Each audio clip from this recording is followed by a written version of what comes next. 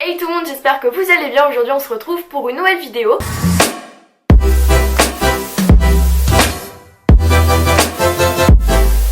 Si vous suivez pas mal mes vidéos, vous avez pu voir que je vous avais fait une vidéo sur le lycée avant la rentrée de cette année. Et elle vous avait beaucoup plu parce que je vous avais présenté mon expérience personnelle et je vous avais donné quelques conseils. Et donc je sais pas si vous le savez, mais je suis en première ES, économique et sociale. Et j'ai vu que pas mal de youtubeuses avaient fait des vidéos pour présenter leur filière et beaucoup étaient en L. Et j'ai vu peu de vidéos sur le sujet de la ES, donc c'est pour ça que je vous fais ça aujourd'hui. Je vous avais demandé préalablement dans ma dernière vidéo si jamais ça vous plairait. Et comme vous avez été nombreux à me dire oui, c'est pour ça que je la fais aujourd'hui. Donc la vidéo va être composée de deux parties. Donc tout d'abord je vais vous présenter un peu mon expérience personnelle de la première. Donc même si l'année n'est pas finie, j'ai quand même pu pas mal expérimenter ce que c'est que cette filière. Et ensuite je vous donnerai également quelques conseils et j'espère qu'ils vous serviront, même si c'est des conseils assez basiques. Si vous les avez jamais entendus, pour moi ils peuvent vous être utiles. Donc c'est pour ça que je vais vous en parler aujourd'hui. Donc avant toute chose, je vais vous présenter très vite fait la filière ES. Si vous voulez plus d'informations, allez sur le site de l'ONICEP, je vous mettrai en barre d'infos. Ils présentent vraiment en long, en large, en travers toutes les filières. La filière ES, donc c'est ES pour économique et sociale. Pourquoi économique? Parce que la filière, la matière dominante, c'est les sciences économiques et sociales. Donc c'est de l'économie et de la sociologie. Et ensuite pourquoi sociale? Parce que c'est beaucoup axé sur le monde qui nous entoure. Donc ça c'est comme ça qu'ils le présentent sur l'ONICEP. En gros vous avez un gros coefficient dans les langues vivantes parce que c'est quand même l'international, tout ça, le monde autour de nous. Il faut être pas mal branché sur les actualités parce que c'est vrai qu'on en parle pas mal. Et le programme d'histoire géo est assez axé sur ça aussi. Et ensuite les mathématiques sont un gros coefficient. J'ai présenté ça complètement en vrac, mais en gros c'est ça la filière ES. C'est économique et sociale avec en matière dominante sciences économiques et sociales, maths, histoire géo, langue vivante.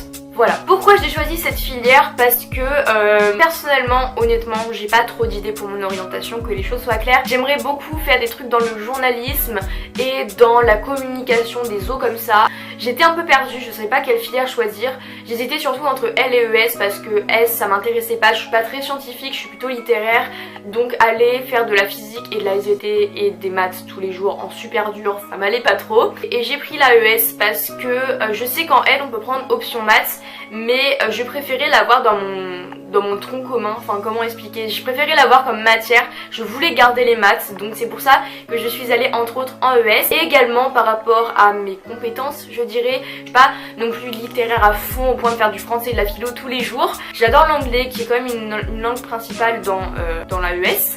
Et aussi j'adore l'histoire géo, c'est ma matière préférée, donc c'est pour ça que j'ai pris surtout ES parce que c'est coefficient 4 en ES. Et aussi j'aime la SES, donc voilà, ça me déplaisait pas d'y aller. Donc ensuite je vais vous parler un peu de mon expérience personnelle. Donc moi je suis super contente d'être allée en ES, c'est la filière qui me correspond vraiment. Je me sens pas mal à l'aise, je sais que j'ai des amis qui ont eu des doutes en début d'année, qui me disaient oh, mais qu'est-ce que je fais là, je devrais pas être ici, je comprends rien à ce qu'on fait, etc. Mais moi c'est vrai que j'étais plutôt à l'aise, donc je suis plutôt contente. Vraiment le truc qui nous distingue des autres filières c'est la SES, puisqu'on est les seuls à avoir cette matière et on l'a pas mal, donc il faut vraiment aimer ça. Si pendant les 2 premiers mois on se rend compte qu'on n'aime pas ça, il faut vraiment s'inquiéter parce que en général c'est une matière qu'on va voir à peu près tout le temps, voilà, tout le temps, complètement tout le temps. Donc il faut vraiment être à l'aise là-dedans, enfin faut pas que ça nous déplaise au point qu'on s'ennuie, on n'aime pas écouter le prof et tout ça. Si c'est par rapport à la matière, il faut vraiment s'inquiéter parce que c'est une matière vraiment indispensable en ES. En économie, pour vous donner une idée, on étudie un peu tout ce qui est dans l'entreprise, les différents types d'entreprises. On a fait également l'offre et la demande. Plus le produit est cher, moins il y a personne qui vont en vouloir, etc. Enfin c'est plein de lois comme ça, de logique un peu. Et également on étudie des populations, donc on a fait la socialisation différenciée. Donc en gros on va pas élever une fille de la même manière qu'un garçon, enfin ça c'est juste pour vous donner une petite idée. Mais en gros c'est des trucs qu'on aborde en SES. En histoire géo, on fait à peu près ce qu'on fait tous les ans en histoire géo, mais on a rajouté une nouvelle dimension qu'on n'avait pas vue en seconde pour ma part en tout cas. Genre là on commence à étudier un peu tout ce qui est la société et vraiment la France à proprement parler, avec les partis politiques, les syndicats et tout ça. Enfin ça on ne voyait pas du tout avant, enfin pour ma part je l'avais jamais vu. Et on a également le même programme en histoire géo et en sciences et tout ça que la L. Donc si jamais vous aimez pas mal ce programme, sachez qu'il est aussi en L. En maths franchement c'est déconcertant parce que c'est vraiment très simple par rapport à la seconde. Si vous aimiez pas la géographie, si vous aimiez pas la géométrie, sachez qu'il y en a plus du tout. La géométrie n'existe plus en ES, donc ça c'est fantastique parce que moi je détestais ça. Donc vous avez tout ce qui reste des fonctions, Statistique, probabilité, c'est les 3 trucs vraiment qu'on va faire tout le temps. Donc ensuite, comment ne pas aborder le baccalauréat général quand on parle de ES. Moi je sais que là je suis en vacances actuellement et j'ai fini mes épreuves blanches juste avant les vacances. Donc voilà, j'ai fait ça la semaine avant les vacances. J'ai passé mon oral, mon écrit de français. Sachez que c'est 2 épreuves qui sont au bac, 2 épreuves séparées qu'on additionne pour faire la moyenne de français au bac. Ensuite vous avez l'épreuve de sciences, c'est SVT, physique. Mais sachez qu'on n'a quasiment pas de sciences en ES. Si vous aimez pas ça, sachez qu'on a 1h30 par semaine, mais qu'on n'a pas 1h30 avec SVT et 1h30 de physique. On a 1h30 en semaine A de SVT et en semaine B de physique. Enfin ça peut être l'inverse, mais en gros on n'a que 1h30 de sciences par semaine et c'est qu'une seule des 2 matières, donc c'est vraiment fantastique. Pour vous faire un topo vite fait, même si vous pouvez encore aller voir sur le site de l'ONICEP, c'est beaucoup plus simple, je vais pas non plus tout vous présenter, je suis pas la conseillère d'orientation, mais vous avez donc l'épreuve de sciences qui dure 2 heures, donc c'est très rapide, il faut se speeder comme une malade. Je sais que moi j'ai fait le blanc, il faut vraiment être rapide, faut pas perdre de temps et on va vous le faire répéter tout au long de l'année. Ensuite en français, donc là ça commence à devenir un peu plus chaud, on a l'oral de français, donc vous avez une liste d'œuvres que vous devez connaître et ensuite on va vous donner une question qui va donc être votre problématique et ensuite vous allez devoir créer un plan à partir de ça et le présenter à votre jury. Donc vous allez devoir lui présenter le texte à partir de cette question. Et enfin on va avoir donc l'écrit de français, donc vous avez le choix entre une écriture d'invention, donc c'est les rédactions classiques qu'on fait depuis le collège, vous inventez un discours, vous inventez une suite de textes, etc. Ensuite vous avez aussi le choix entre un commentaire, donc vous avez un texte et vous devez faire la présentation complète du texte en citant les lignes, etc. Et la troisième chose c'est la dissertation, vous avez un sujet. Donc par exemple, est-ce que la poésie est un genre efficace d'argumentation? Moi j'ai eu ce sujet personnellement. Et on doit donc dire oui, oui mais, non mais, et on doit présenter des textes pour chaque argument qu'on va dire. Par exemple, oui c'est efficace parce que c'est rapide à lire, et vous devez dire un poème facile à lire par exemple. Donc je me suis un peu égarée, mais en gros voilà pour mon expérience personnelle. Moi je sais que je suis assez contente de l'AES, c'est une filière dans laquelle je suis vraiment à l'aise. Donc pour vous donner une idée, l'an dernier j'avais à peu près 11 en maths et cette année j'ai 17, donc ça améliore vraiment les maths. Enfin personnellement je sais que moi je suis plus à l'aise dans ce programme, donc ça me plaît vraiment. En SES je suis aux alentours de 14 et ensuite en histoire géo je suis dans les 16 je crois, donc c'est faisable hein, vous en faites pas.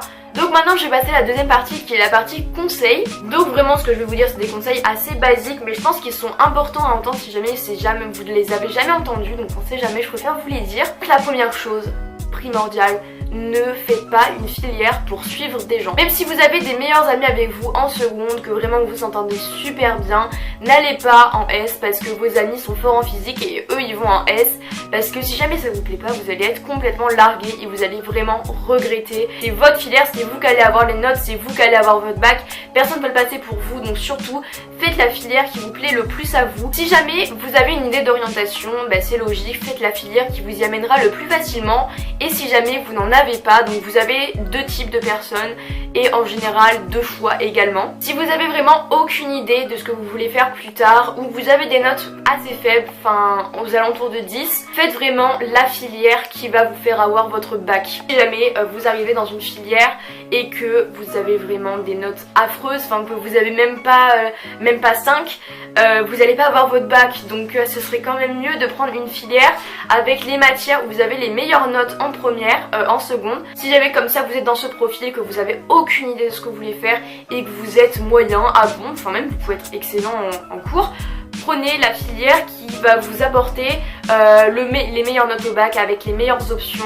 Voilà, d'ailleurs ne négligez pas les options parce que si celles-ci vous rapportent des points bonus, allez-y, c'est pas beaucoup d'heures par semaine et honnêtement ça peut vous faire avoir votre bac, donc c'est vraiment important. Et si jamais vous êtes un bon élève ou que vous savez que les matières et les profs peuvent vous motiver et que d'une année à l'autre vous pouvez avoir des notes excellentes ou mauvaises en fonction du programme de la matière, allez dans la filière où les programmes de matière vous intéressent le plus. Même si vous n'êtes pas excellent dans ces matières, prenez vraiment les matières qui vous plaisent le plus, où vous êtes le plus à l'aise, et vous verrez que normalement face aux autres, face au groupe avec qui vous avez les mêmes centres d'intérêt, vous serez motivé et normalement c'est ça qui vous motivera à travailler. Aussi j'ai oublié de vous en parler, je sais pas pourquoi, mais Il y a les TPE cette année en première. C'est assez compliqué les TPE parce que tout le monde dit ce conseil et personne ne le fait, moi la première. Préparez votre TPE à l'avance, ne faites pas ça à la dernière minute, essayez de rester organisé tout le long et essayez si vous le pouvez de bosser pendant les séances de TPE,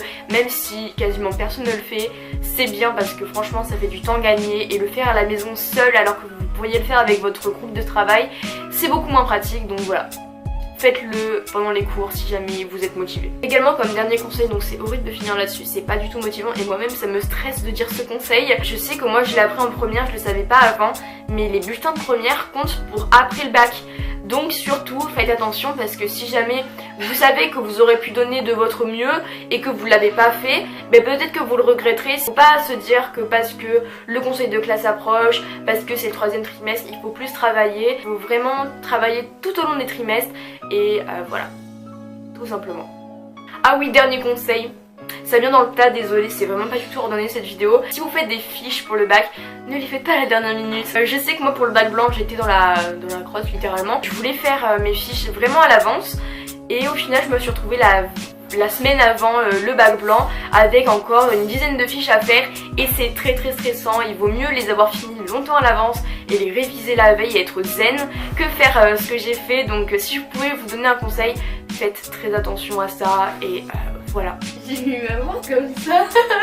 Donc voilà pour cette vidéo, c'était un peu tout en bazar. Il n'y avait pas vraiment d'organisation précise dans cette vidéo, je suis vraiment désolée.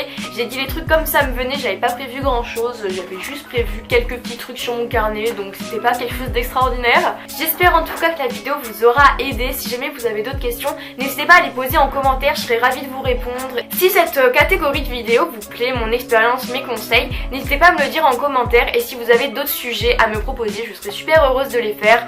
Par exemple, si vous voulez mon expérience sur une technique, un produit, une expérience, enfin vraiment toutes les choses au monde, enfin on peut faire cette vidéo sur vraiment plein de sujets, donc n'hésitez pas à me dire tout ça en commentaire et je serai très ravie de les faire. Sur ce, je vous fais de très gros bisous et je vous dis à très bientôt pour une prochaine vidéo. Salut!